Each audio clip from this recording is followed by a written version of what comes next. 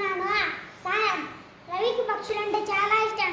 వాటి మధురమైన కిలకిల రావాలు వినడం మరీ ఇష్టం. రవి నిద్ర లేవగానే కిటికీ దగ్గరకు వచ్చి నిలబడతాడు. అక్కడ ఉన్న పక్షులను చూస్తూ వాటి ధ్వనులు వింటూ తన దినచర్యను మొదలెడతాడు. ఏ అందమైన చిన్న చిన్న పక్షులు ఎక్కడి నుండి వస్తాయో ఎక్కడికి వెళతాయో అని ఆలోచిస్తుంటాడు. ఒకరోజు ఉదయం ఒక పెద్ద పక్షుల గుంపు వచ్చింది. రోజులాగే అవి విద్యుత్ తీగల మీద కూర్చున్నాయి. కిచ్ కిచ్ మంటూ రెక్కలాడిస్తున్నాయి. చీటికి మాటికి ఎగురుతూ మళ్ళీ వచ్చి అదే తీగపై వాలుతున్నాయి. ఇదంతా రవి ఆసక్తిగా చూస్తున్నాడు. కొద్దిసేపటికే ఒకటొకటి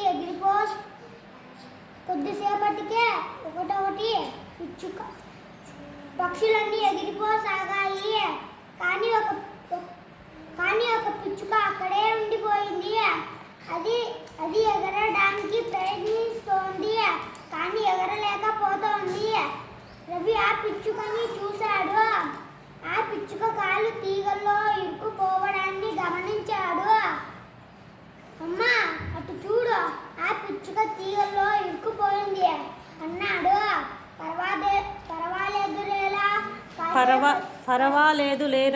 పర్వాలేదులేరా, కాసేపు అయితే అదే ఎగిరిపోతుంది అంది వాళ్ళ అమ్మ.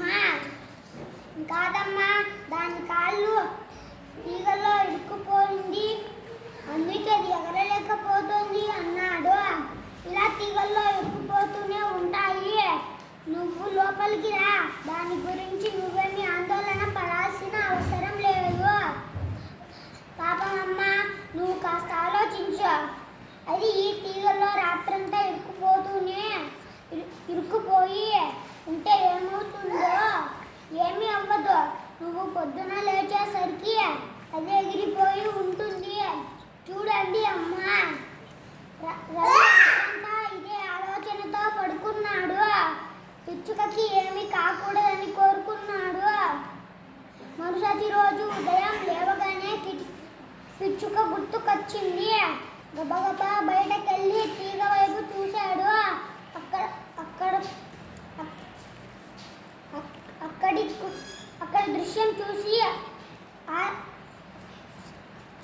అక్కడ దృశ్యం చూసి ఆశ్చర్యపోయాడు. ఆ పిచ్చుక అలాగే ఉంది, కానీ పిచ్చుక చుట్టూ ఇతర పక్షులు చేరాయి. తీగకు ఇరుక్కున్న పిచ్చుక నోరు తెరిచి ఉంది.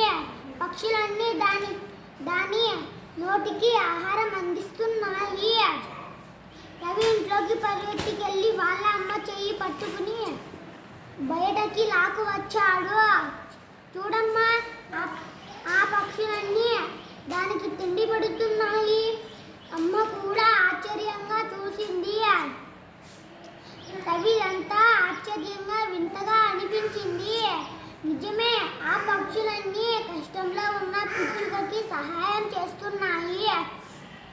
కానీ మనిషి మాత్రం పట్టించుకోవడం లేదు. అందరూ చూసి కూడా చూడనట్టు ఉంటున్నారు అనుకుంటున్నాడు. ఇంతలో అక్కడికి వాళ్ళ నాన్న వచ్చాడు. రవి ఆశగా, నాన్న, ఆ పిచ్చుక చూడు, పాపం తీగల్లో ఇరుక్కుపోయింది, దాన్ని ఎలాగైనా కాపాడదాం నాన్న అన్నాడు. ఆ తీగలు చాలా పైకి ఉన్నాయిరా, దానిపైకి ఎక్కడం చాలా కష్టం, అందులోనూ కరెంటు తీగలు.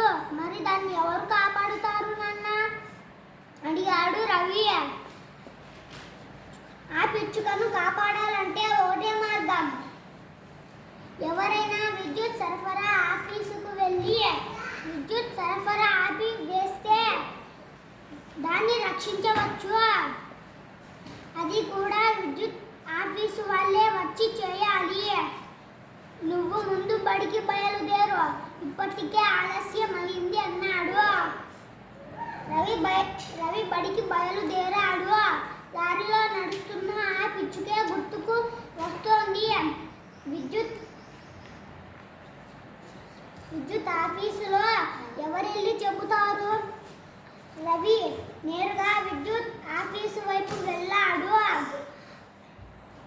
విద్యుత్ ఆఫీసు లోపలికి గబగబా వెళ్ళాడు. అక్కడ కుర్చీలో కూర్చున్న అతనితో, సార్ మీరు కొద్దిసేపు కరెంటు ఆఫ్ చేస్తే ఆ పిచ్చుక బతుకుతుందండి అన్నాడు. కుర్చీలో కూర్చున్న వ్యక్తి రవి మాటలు విని నవ్వి, నువ్వెవరు, ఎక్కడ ఉంటావు, విద్యుత్ ఆపడం ఏంటి, పిచ్చుకను కాపాడడం ఏంటి అంటూ ప్రశ్నలు కురిపించాడు. తన ఇంటి ముందు పిచ్చుక ఇరుక్కుపోయిన సంగతంతా పూసగుచ్చినట్లు చెప్పాడు రవి. రవి చెప్పినదంతా విని ఆ వ్యక్తి నవ్వి, ఎవరి అబ్బాయివి, మీ ఇల్లు ఎక్కడో చెప్పు, నేను మనిషిని పంపుతానులే, నువ్వు ఇంటికి వెళ్ళు అన్నాడు. సార్, నేను రాఘవ గారి అబ్బాయిని, మేము పోస్ట్ ఆఫీస్ వీధిలో ఉంటాం, మీ వాళ్ళను తొందరగా పంపండి, పాపం ఆ పిచ్చుక అరుస్తుంటే ఏడుస్తున్నట్లు ఉంది అన్నాడు. అతను నవ్వుతూ అలాగే అన్నాడు. రవి బడికి వెళ్ళి వచ్చేశాడు. సాయంత్రం అయ్యింది, ఇంకా ఎవరు రాలేదేమిటి, అసలు వస్తారా రారా, ఎవరు రాకపోతే ఈ పిచ్చుక చనిపోతుంది కదా. ఇలాంటి ఆలోచనలు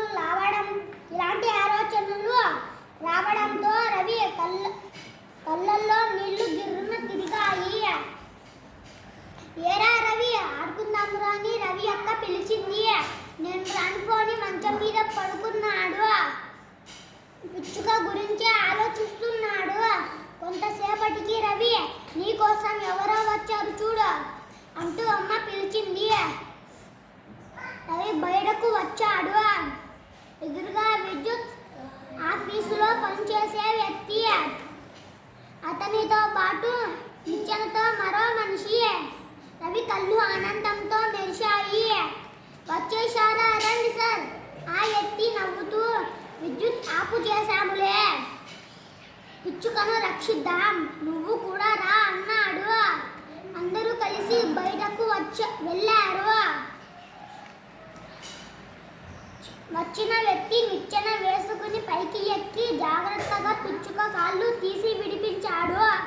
కిందికి దిగి వచ్చి పిచ్చుకను రవి చేతిలో పెడుతూ, ఇదిగో నీ పిచ్చుక బతికే ఉంది, సంతోషమే కదా అన్నాడు.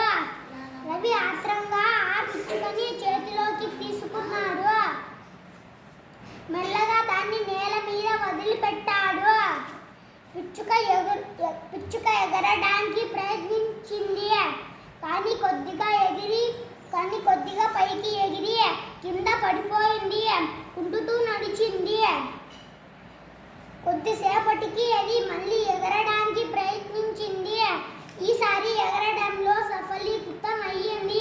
కిచ్ కిచ్ మంటూ గాల్లోకి ఎగిరింది. రవి ఆనందానికి అవధులు లేవు. అమ్మా, పిచ్చుక ఎగిరిపోయింది అంటూ గట్టిగా చప్పట్లు కొట్టాడు.